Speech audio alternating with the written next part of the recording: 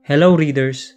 Na-surprise ako when I saw a message from one of the admins of the page and asking if there's a sequel sa pinost kong story. Sa totoo lang, nagsulat ako dito dahil gusto kong i-unload ang burden ko at itong kwentong ito ang isa sa mga baggage ko. Until now, napaparanoid pa rin ako kapag may kakaiba akong nararamdaman or nakikita. Now to answer some of your questions.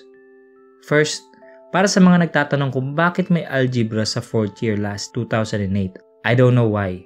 Pero isa sa mga masasabi ko, wala pang K-12 that time. And sa mga nagtatanong kung bakit nalaman ni Elaine na patay na si Leia, I believe na sinabi niya yun sa akin to give me a hint sa sinapit niya. She's one of the bullies and she was threatened by our teacher, Miss Tan. At sa mga nagsasabing kamukha ito ng class 3C, has a secret. You're mistaken dahil totoo po ang story na ito. Hindi ito nabalita sa dyaryo or sa TV dahil may impluwensya ang mga nasa pamunuan. Anong say namin dun?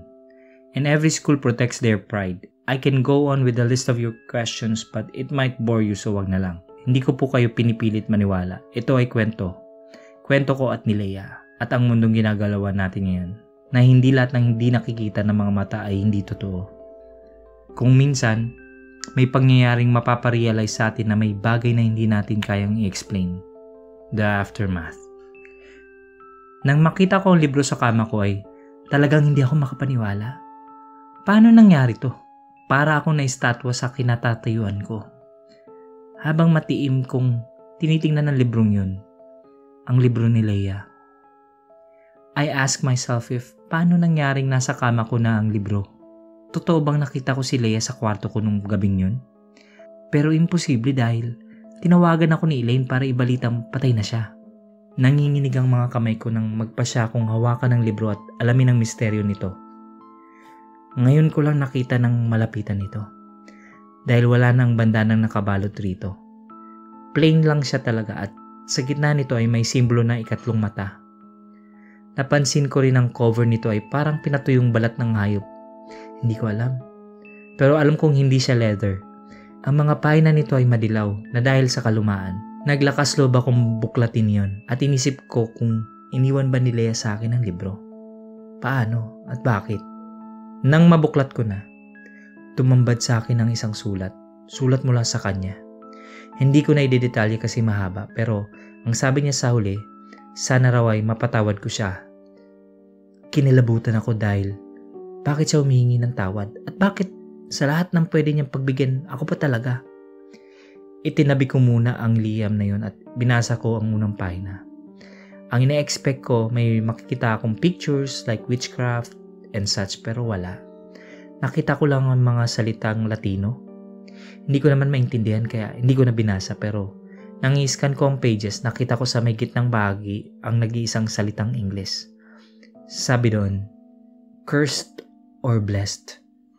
Napakunot noo ko. Hindi ko alam kung ano ibig sabihin ng phrase na yun. Hindi ko na ipinagpatuloy ang pagbabasa kasi natatakot na ako. Pakiramdam ko nga, may kasama ako nagbabasa ng libro. Hindi ko sila nakikita pero nararamdaman ko sila. Kinabukasan, nagising na lang ako sa mahinang paghampas na akin ng lola ko. Pupungas-pungas ako umarap sa kanya at nabanaagan ko na sa mukha niya ang makahalong takot at pag-alala. Saan mo to nakuha? Sinong nagbigay sa'yo nito? Tanong ni Lola. Hindi ko po alam, Lola. Pero maniniwala ka ba na hindi sa akin yan? Na ang namatay kong classmate ang nag-iwan yan sa kwarto ko? Sagot ko sa kanya. Agad naman nag-sign of the cross si Lola. Kinakabahan ako sa sasabihin niya na alala ko yung phrase sa libro, cursed or blessed. Hinawakan ni Lola yung kamay ko. Seryoso niya akong tinitingnan at nagsalita. Hindi ako makapaniwala nung makita ko yan. Ang librong yan, yan ang librong sinunog ng mga matatanda nung araw. May sa demonyo yan. Nangilabot ako sa sinabi ni Lola. Bakit napunta ito? Anong kasalanan ko kay Leia? Hindi ba tinulungan ko siya para makamit ang hustisya? Hindi kaibigan mo ang nagbigay niyan sa'yo, kundi Diablo. Ang libro ang pumipili kung sino ang susunod na magkakamay-ari sa kanya. Kaya apo, sunugin na natin ito habang wala pang nangyayaring masama. Hindi na ako nag-antay pa at binalot ko ng tela ang libro. Nanalangin na sana protektahan kami ng Diyos. Hindi ko alam kung bakit ako ang napili. Masama ba akong tao? Pero ang sabi ng lola, pinipili niya yung mga mahina ang loob, yung may galit sa puso. The more the negative ka, the more na na-attract ang evil sa'yo.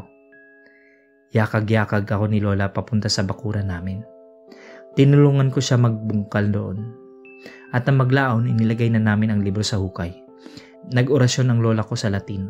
At ako dahil hindi naman ako Katoliko, umusal ako sa sarili kong panalangin habang nakapikit ang mga mata ko. Ramdam ko ang pag-init ng paligid. Ayokong dumilat kung ano pa ang makita ko. Pero may naririnig akong may bumubulong sa magkabila kong tenga. Kasabay noon ay ang sabay-sabay na paggalakak ng isang lalaki at babae. Hindi ko na marinig si lola. Pakiramdam ko palayo ako ng palayo sa kanya hanggang sa naramdaman ko na may kumakalmot sa akin. Ayoko pa ring dumilat. Nanalangin ako na sana tapusin na ng Diyos ang kababalaghang nagaganap.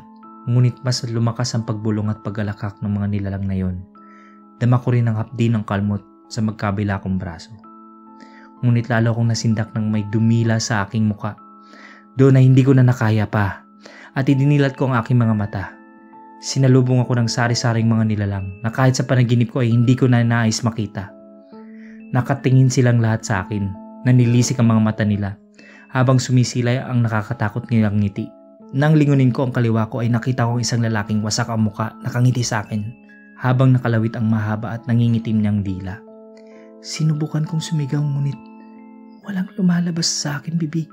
Unti-unti na silang lumalapit sa akin at para akong nanghina sa kawalan ko na rin ng pag-asa. Hanggang sa tuluyan na akong nawala sa aking ulirat. Pagmulat ko ng mga mata ay nasilaw ako sa sinag ng araw na nanggagaling sa bintana. Nagtaka ako at minasdan ng paligid. Puro puti ang nakikita ko. Ang sakit din ng ulo ko. Nakita ko rin na may nakakabit na IV drop sa akin. Narealize ko na nasa ospital ako. Maya-maya pa'y nakita ko na sina Papa at si Mama. Napansin kong namumugto ang mga mata nila. Naalala ko si Lola. Kaya tinanong ko kung nasan siya. Nagkatinginan ang mga magulang ko at pinipigilan ni Mama na umiyak bago siya magsalita. Nak, patay na si Lola mo. 3 araw ka nang walang malay. Nakita kayo ng kapatid mo sa bakuran. Wala na kayong malay. Sabi ng doktor, cardiac arrest daw kinamatay ng Lola mo. At ang teorya nila, nawalan ka ng malay dahil nakita mo ang pagkamatay niya at dahil na rin sa shock at traumang inabot mo. Litanya ni Mama. Hindi ako nakareact agad. Wala na si Lola. Namatay siya dahil sa akin. Nag-iiyak ako nun at di nila ako mapakalma. Tinanong ko sila kung nasunog bang libro.